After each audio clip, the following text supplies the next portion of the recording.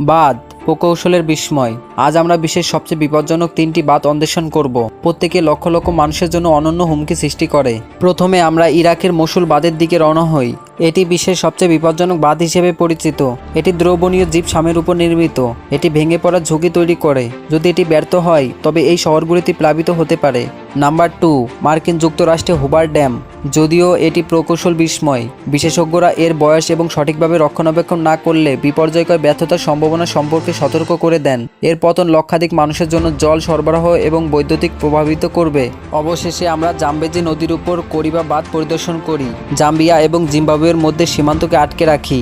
1950-এর দশকে নির্মিত এই বাঁধটি বছরের পর বছর ধরে উল্লেখযোগ্য কাঠামোগত সমস্যা তৈরি করছে।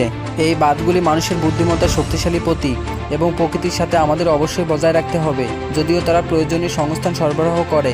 বিশ্বজুড়ে আরও আকর্ষণীয় গল্পের জন্য লাইক, শেয়ার এবং সাবস্ক্রাইব করতে ভুলবেন না।